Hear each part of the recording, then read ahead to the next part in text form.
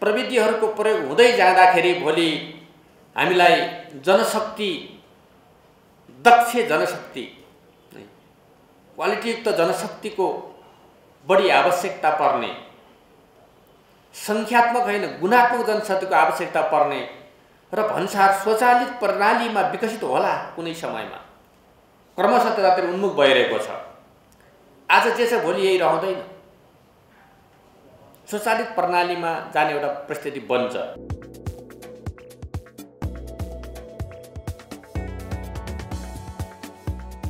अहिले उठेका इस्युहरू छन् नि, भन्सारको बिन्दु मात्रै भएन, बजारको बिन्दु पनि त्यत्तिकै महत्त्वपूर्ण रहेछ। यहाँले उठाएको मूल्य सूचीको कुरा जो गर्नुभएको छ, बजारको बिन्दुमा पनि सुधार आउँदाखेरि भन्सारको बिन्दुमा पनि त्यसले सुधार अवश्य ल्याउँछ। यी जोडिएका विषयहरू छन्। त्यसो भएर हामीले भन्सार बिन्दुमा हाम्रा व्यवहारलाई पारदर्शी बनाएर व्यापार सहजीकरणलाई एउटा उत्कृष्ट रूपमा अगाडि बढाउन हाम्रो आजको दायित्व हो। त्यसमा मेरो पूर्ण प्रतिबद्धता छ।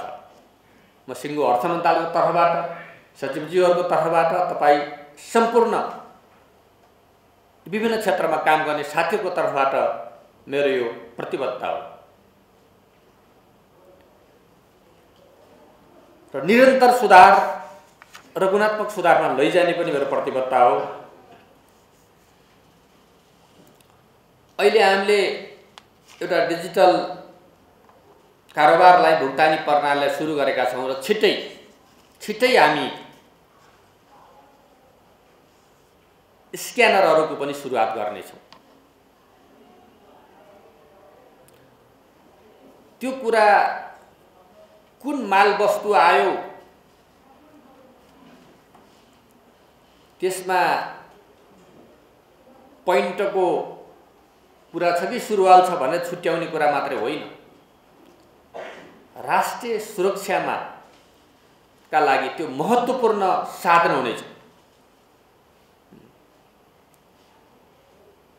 सबै वस्तु उपयोगी हुँदैन। त्यसकारण राष्ट्रिय सुरक्षाका दृष्टिकोणले पनि नेपाल हाम्रो आफ्नै लागि र अरू मित्र राष्ट्रहरूको लागि पनि असुरक्षित नबनोस् भन्ने उद्देश्यमा पनि यसले हामी ध्यान दिइरहेका छौँ। त्यसकारणले यो कुराहरूलाई हामी लागू गर्नेछौँ।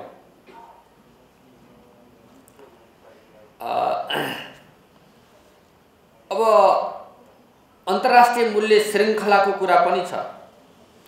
अन्तर्राष्ट्रिय मूल्य श्रृङ्खलाका कारण पनि हाम्रा भन्सार बिन्दुहरूमा त्यसलाई पनि सहजीकरण गर्दै भन्सार बिन्दुहरूमा उत्पन्न हुने अवरोधहरूलाई हटाउने, वैध व्यापारको सहजीकरण गर्ने, व्यापार पनि एउटा क्वालिटीयुक्त व्यापार, रासो चुहावट र तस्करीको कुरा आज हाम्रो मुख्य चुनौतीको रूपमा रहेको छ। त्यो भन्सार प्रशासन एक्लैले त्यसलाई समाधान गर्न सक्दैन। त्यसको लागि सिङ्गो राज्य संयन्त्र सो अनुकूल यो प्रतिबद्धता त्यही अनुरूपको हुन जरुरी छ। अर्थ मन्त्रालयको प्रतिबद्धता, भन्सारका कर्मचारीको प्रतिबद्धताले मात्र यो सम्भव छैन। राज्यका सबै संरचनाहरूको प्रतिबद्धता र व्यवहार सो अनुरूप हुनु पर्दछ।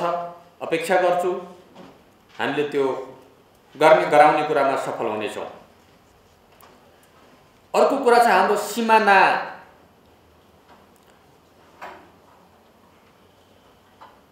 का सुरक्षाहरू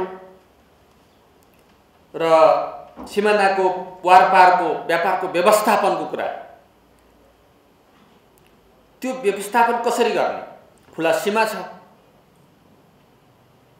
जानेरबाट जसरी पनि मान्छे अथवा सामान आयात र निर्यात भइरहने परिस्थिति छ। त्यसकारण यो सिमानाको व्यवस्थापकीय कुरा पनि अर्को चुनौतीको रूपमा रहेको छ। दुई देशबीचका सम्बन्धहरू हामी भन्सार मात्रै नभएर दुई देशको सम्बन्धलाई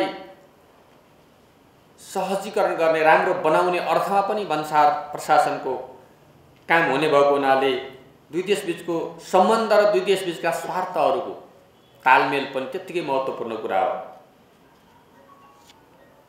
हामीले भन्सारलाई आयात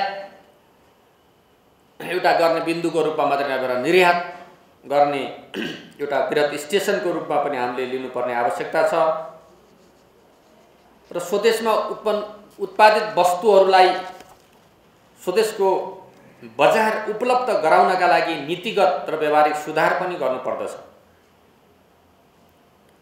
हाम्रो झन्डै 40% 50% को हाराहारीमा भनौँ न अहिलेको राजस्वको जुन योगदान भन्सार क्षेत्रबाट भइरहेको छ त्यसलाई अन्य क्षेत्रबाट पूर्ति गर्दै यसलाई कम गर्नुपर्ने, हाम्रो मतलब आयातमा लाग्ने करलाई कम गर्ने कुरामा हामीले जोड दिनुपर्ने आवश्यकता छ। अघि सन्दर्भ आइसकेको छ केही ऐनहरूको संशोधन, नीतिहरूको नयाँ निर्माण, संरचनागत र प्रक्रियागत सुधार फेरि पनि हामीलाई आवश्यक पर्नेछ। आजको भन्सार दिवसको अवसरसम्म आइपुग्दा हामीले गरेका समीक्षा, यहाँले तयार पार्नुभएका सामग्रीहरू र शुभारम्भ गर्नुभएका नयाँ कार्यहरूले फेरि नयाँ चुनौतीहरू थप्नेछन् र नयाँ सुधारको आवश्यकता निरन्तर परिराख्नेछ। अब हामीले कसरी मूल्य घटाउने र समय घटाउने भन्ने विषयमा प्रविधिले हामीलाई पक्कै पनि मद्दत पुर्याउनेछ। भन्सार प्रशासन र व्यवसायिकहरू एक अर्काका विरोधी होइन, परिपूरक हो, सहयोद्धा हो। भन्सार प्रशासन एउटा इन्जिन जस्तो हो भने त्यसको गति पैदा गर्ने निजी क्षेत्र हो, व्यवसाय हो। त्यसको संयुक्त प्रयासमा मात्रै त्यो चल्ने हो। त्यसकारणले हामीले एक अर्काको मर्मलाई, एक अर्काका जिम्मेवारीलाई बोध गर्ने हो भने हामी झन्झट रहित सरल ढङ्गले यसको सहजीकरणको प्रक्रियालाई हामी अगाडि बढाउन सक्छौँ। कारोबार मूल्यको बहस जायज छ र त्यो बहसले उठाएका प्रश्नहरूको उत्तर हामी अर्थ मन्त्रालयले दिनुपर्छ, भन्सार विभागले दिनुपर्छ, नेपाल सरकारले दिनुपर्छ। हामी नीतिगत, व्यावहारिक र प्रशासनिक ढङ्गले हामी यसको जवाब दिन चाहन्छौँ। हामी त्यसमा तयार छौँ। अब यी तमाम विषयहरूलाई, यहाँहरूले राखेका विषयहरू हाम्रो लागि मार्गनिर्देशनका रूपमा हामी लिन्छौँ।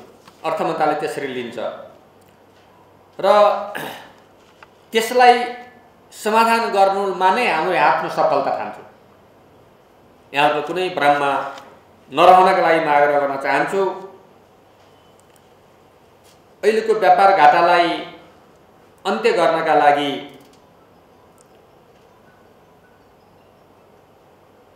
उत्पादन वृद्धि गर्नका कच्चा पदार्थ वा औजारहरूको आयातको हामी स्वागत गर्दछौँ र त्यसले यहाँको रोजगारी सृष्टि गर्ने, उत्पादन वृद्धि गर्ने कुरामा महत्त्वपूर्ण योगदान गर्नुपर्छ भन्ने लाग्दछ। अहिले पनि आयातको करिब 50%, 53 यस्तै कति पर्सेन्ट अहिले छ। समग्र आयातको 30% कच्चा पदार्थ र इक्विपमेन्टहरूको आयातमा नै लगानी भएको रेकर्ड हामीले हेर्दा हामीलाई के विश्वास छ भने त्यो आयातले अब हाम्रो अर्थतन्त्रमा, उत्पादन क्षेत्रमा महत्त्वपूर्ण योगदान गर्नेछ भन्ने हामीले विश्वास लिएका छौँ। हुन त कतिपय मान्छेहरूले जनतालाई भ्रम दिने र अर्थतन्त्र पुरै चौपट भइसकेको नेपाललाई पुरै आर्थिक रूपले एउटा डामाडोल बनाएका जस्ता दुष्प्रचारहरू पनि गरिएका छन्। अर्थतन्त्रका पछाडि आजको दिन मात्रै जिम्मेवार हुँदैन, हिजोका नीति नियमहरू, हिजोका ऐन कानुनहरू, हिजोका हाम्रा व्यवहारहरू, हिजो हाम्रा लगानीहरूको परिणाम भोलिका दिनहरूमा, आजका दिनमा र भोलिका दिनमा व्यक्त हुँदै आउने हो। परिणामबाट यी सबै प्रक्रियाबाट अर्थतन्त्रमा परेका चाकहरूलाई हामी हटाउँदै सहज अवस्थामा लैजान सक्छौँ भन्ने कुरामा म विश्वस्त छु। त्यसकारण म सबै व्यवसायी साथीहरूलाई तपाईहरुको विरुद्ध कुनै त्यस्तो तपाईहरुलाई अप्ठ्यारो पर्ने नीति निर्माण हुने छैन र हुन दिइने छैन। तपाईहरु ढुक्क भएर आफ्नो व्यवसाय पेशालाई अगाडि बढाउनुहोस्। तपाईहरुले कसैलाई तर्साउन खोजेको छ भने त्यो कुरा नेपाल सरकारलाई, अर्थ मन्त्रालयले मान्य हुने छैन भन्ने कुरामा स्पष्ट रूपमा भन्न चाहन्छु। र व्यवसायी र बैंकिङ क्षेत्रको बीचको अन्तर सम्बन्धलाई एउटा सन्तुलित र सहकार्य र सहमतिमा जाने खालको वातावरण बनाउनका लागि पनि हाम्रो प्रयास जारी रहनेछ र हामीले गरिरहेका छौँ। किन एकले अर्काको समस्या र चुनौतीलाई बुझिएन, मर्कालाई बुझिएन भने त्यहाँ अर्थतन्त्रमा ठूलो सङ्कट पैदा हुन सक्छ। त्यस कुरातिर त्यसलाई सन्तुलन गर्ने कुरा पनि हाम्रो ध्यान पुगेको छ। हामी छलफल गरिरहेका छौँ, त्यसलाई हामी सहजीकरण गर्नेछौँ। र रेमिटेन्सलाई फर्मल च्यानलबाट ल्याउनका लागि विभिन्न उपायहरू मैले भनिसकेँ।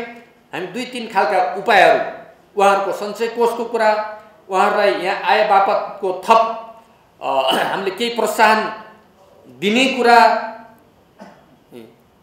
अथवा उहाँहरूले पठाउने शुल्कहरूलाई घटाउन सकिन्छ कि भनेर त्यतातिर हामीले अध्ययन गर्ने र त्यसलाई निर्णय गर्ने कुराहरूमा हामी लाग्ने कुरा पनि म स्पष्ट गर्न चाहन्छु। यस अर्थबाट समग्र आयातहरूलाई केही नियन्त्रण गर्नका लागि गरिएका केही तत्कालीन प्रयासहरू छन्। ती प्रयासहरू तत्कालको लागि हो। त्यसलाई फेरि एउटा प्रक्रियामा गएर त्यसलाई सहज वातावरण हुँदाखेरि त्यसलाई त्यही रूपमा राखिरहँदैन।